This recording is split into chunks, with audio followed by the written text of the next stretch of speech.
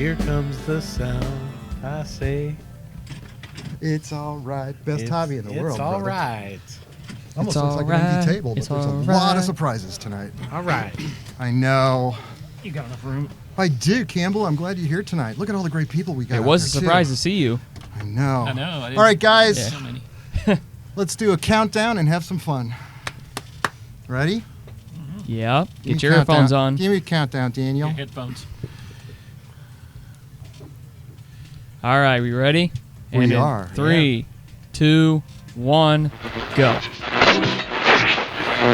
This is the What's Neat This Week, show number 86. Tonight we've got a great cast of people. We're going to talk about prototype models. We're going to talk about DCC systems. We're going to talk about windshields on cars. We've got quite a lineup of information, including the fact that Daniel Coombs tore down his layout and built a new one. Tore it down. So this is a lot of good stuff on 86, guys. The What's Neat This Week video podcast is supported by enthusiastic model railroaders just like you. Additional support is provided by Athearn Trains. Check out all their new monthly announcements at athearn.com. And by Micromark, the small tool specialists. Visit their website and use product code WNTW at www.micromark.com/WNTW. Further support is provided by the NCE Corporation, the power of DCC. Visit their website at ncedcc.com. And thank you for supporting the What's Neat This Week podcast.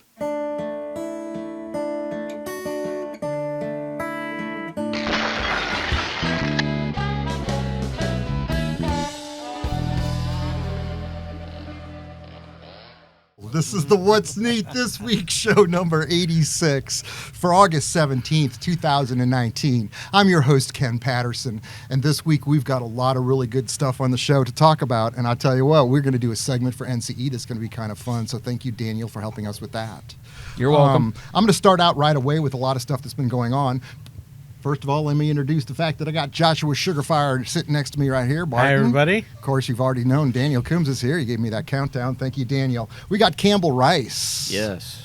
I love Campbell. And Mike Budde is with us this evening, too. We also have Stephen Mantilla running cameras for us. Thank you very much, Steve. We love your camera work.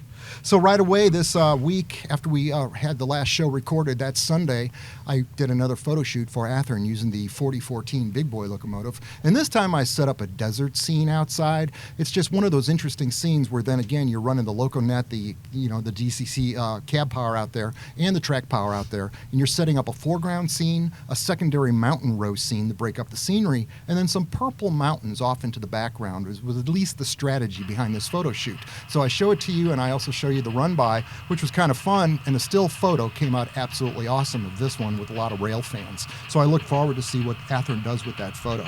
Thursday, I visited K10 Model Railroad Club with James Regier. James is a regular out there, and he runs trains. This is a large layout that is in Marysville, Illinois. It's 60 by 81 feet, and it's an absolutely amazing layout. It's going on, I think it was built in 1998, and it's essentially an operating layout that's got miles and miles of track on it, and the benchwork is kitchen cabinetry, which was kind of a good idea because then it's at a height where the younger modelers can see it and also learn about operation, and that's what this layout's about. It's about bringing the youth into the hobby, and they've done a fantastic job with that. So I'm going to look forward to James Regier next week when he's on the show telling us a little bit more in depth about that layout because he's actually operated on it. But it was a real treat to see it. Now, after we did that photo shoot, James wasn't done yet. He came over here about 2 o'clock in the morning, and we did an outdoor photo shoot using some magnificent Atlas 840 BW locomotives in Santa Fe that James Regier had put LEDs on. And what I had done for this photo shoot is we set up 2 bodies of water, we set up a long trestle scene over the water, and used a couple different lenses on this one. A very wide-angle lens to capture the moon as it moved during the 6-minute exposure, and then a tighter lens to catch the tightness of the reflections and the way the headlights start out. It was an absolutely beautiful night to do a photo shoot. So thank you, James Regier, for working with me on that project. And you know what? Speaking of projects, we're going to build some buildings for the What's Neat show, and Joshua's going to tell us about this. Yeah, so Micromark has the new scientific model kits. They are back, and they look better than ever. I know this old Hook Eye's bait shop really caught my eye, And Mike was checking out these pallets here, and Campbell was even talking about this horse stable, and they're really, really nice and really, really just decent kits to look forward to. Those are laser cut kits, are They they are. not? And they're Scientific is the name of the brand. You can Correct. find that at Micromark's website at www.micromark.com. And if you enter product code WNTW for the What's Neat This Week show, or just say it out loud to them on the phone, you will receive a discount upon your purchase. So thank you very much, and good luck with that. Now, Daniel, we're going to do something fun tonight, and that is you've got the NCE Power Cab set up. Explain to us how simple this is to use. We've got it on the table, and a piece of track represents the layout. True? Yep. Yeah, that is correct. All right, so the Power Cab is NC's basic starter system in DCC. You get a couple main components, one being the NCE Power Cab, which is the command station, throttle, and booster all in one unit. The flat cable that is required to operate the Power Cab alone, and then you got the PCP panel, Power Cab panel, that you plug in on the right side only. Then you've got a small track connection piece with the 2 pins for your terminals, as you see with these alligator clips connected to the track, and then you've got a 2 amp power supply that plugs right into your wall. Now with the red light illuminated, Power Cab turned on, let's turn on our locomotive. And there it is. So that's a really simple system. That's the one for like $199, isn't it? Retail That's the $199. one you bought, right? Yeah, that's the one that I have. But I see them going on eBay maybe for like $150, and like other online retailers and brick and mortars will sell them at a cheaper discount too. And I think this model powers 6 or 8 different trains at a time, I believe. Yes, 6 is the max. So 6 is the max. Mhm. So if you have a small layout or just a What do you think switching about layout, that, Mikey? notice I was looking at Mike while I said that. No. It is very tempting. We've got to get you into it. And, you know, I know, Campbell, you've used those around here, too. You like the ergonomics of the main system here. And this is the nice Power Cab system where you can hold it in your hand. And this system is the one that I use on my layout. And I'm going to explain to you exactly how I hook this system up on my layout, and it runs with radios around the 157-foot main line. So this one's got a lot of this. I love this system. But what it is, the Nice Power Pro is what it's called. I come right off the panel of the main system with a red and black wire. And those are my power wires to the system, which I'm using a simple 3 amp power supply that's got an audible signal in it. So if I'm messing around in the basement, I have a short, I can hear it. And I really like that with that old thing that I picked up on eBay, this power supply. But as you see, I also have the track wires that run off of this board, or the front of the panel of this Power Pro. And those blue wires run into a circuit breaker, which is made by NCE. And that's an EB1 circuit breaker, just a little added more protection to the system. The system's already got a circuit breaker in it, but I wanted to double kill and make sure nothing would go wrong. And then I run the blue wires into this, what is this called? This is a ramp meter from Tony's Train Exchange, and that gives me voltage readout and amperage readout, which I really like with the system. It just lets me know that everything's working right. And from there, the wires go into the layout. Now, the bus wire also plugs in from the front of the unit, and that bus wire runs up into my ceiling into 2 radios that are in separate parts of the building, and they also daisy train around the layout where we've got all of those panels that Daniel was talking about, the plug-in panels for your system. So I really like it. Check it out. Now, that's how both major systems are set up, the big one and the smaller, less expensive one, but the lesser expensive one is absolutely upgradable. So you can always do something with that. And that kind of, I wanted to explain in depth tonight because we've gotten a lot of questions on readers' comments on YouTube, and I just knew that's something that we needed to cover. So, Mike, you want to do something really fun tonight. Tell me what you're about to do. Well, I do get a lot of request to show the Scotch tape windows, which we showed on one of the monthly shows quite a while back, but I don't remember which episode it was, so I thought I'd show it again. 2 cars on the right have had the windows done with the Scotch tape that I use, and the 2 cars on the left I'll try and do real quick while we're doing it. So first thing you want to do, I'll start with this tan car, is eyeball the curve of the bottom of the windshield there. Then get a piece of tape way bigger than you'll need because you'll get fingerprints all over the edges of it. Then cut a curve in that kind of matches what you think will work.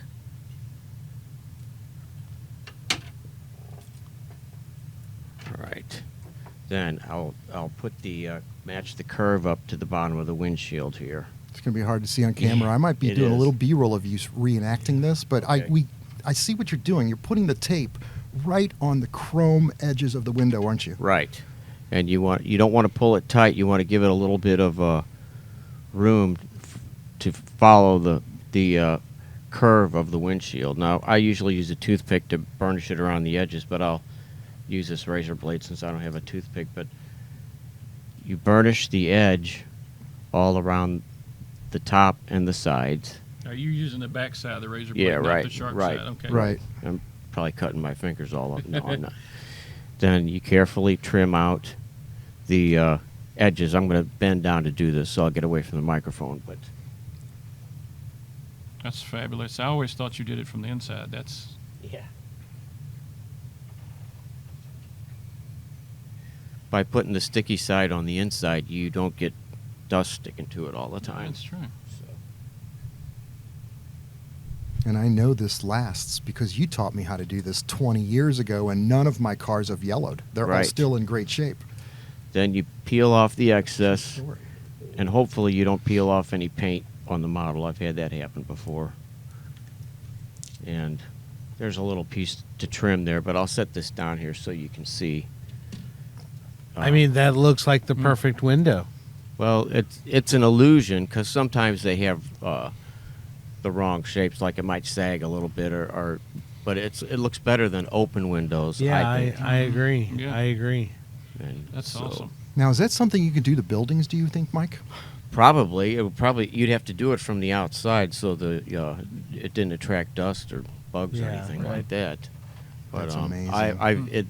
the flatter the window is, the easier it is to do. Because you could just I did some of Greg Dixon's step vans, and they have flat side windows on a flat windshield, and that was very easy to do, to put the tape on there and trim it out. So that's how you keep those bill of sales stuck on the side of yeah, the right. The stickers Smart. on the new vans. So anyway, Looks like a pretty easy process if you ask me. it is. It takes practice. Practice, yeah, definitely. But after a while, I know a couple people that do it all the time now, and they're really good modelers. So. Of course, you make everything look always Yeah, easy. you make everything- Well, we do. all do. I mean, you make weathering those boxcar I don't roofs look know. easy too. Pull a tree I out of try. a hat. Pull Yeah. a tree out of the hat, Campbell magician. Rice. Yeah. Now, So- Campbell, you've got something tonight you wanted to talk about. Yeah, I ran across a couple things at the one thing at the RPM meet that I had actually thought about making, and lo and behold, they had it.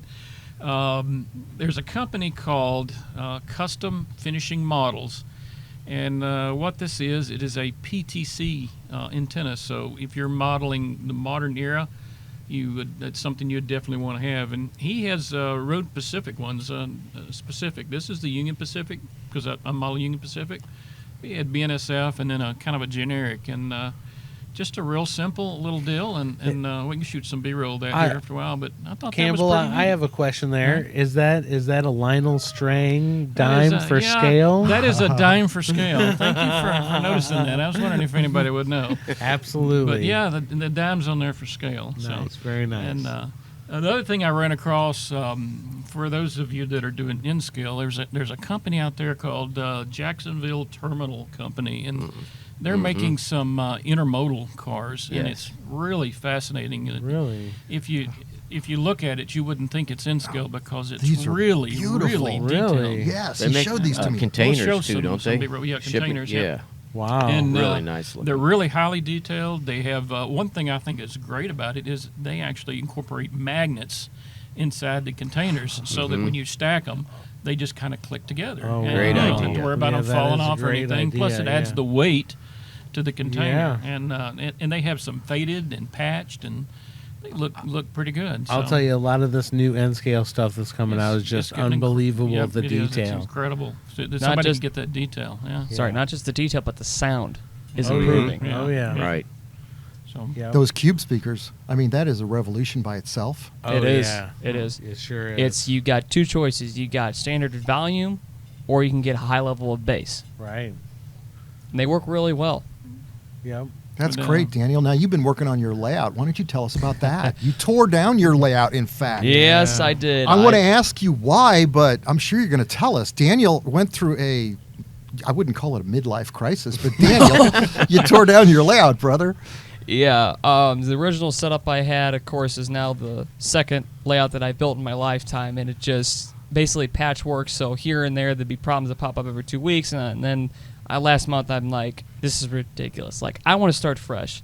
Of course, coming over here, so I'm going to go to the Modular Design, 5-foot long modules in an oval configuration, so people can walk in and enjoy the trains.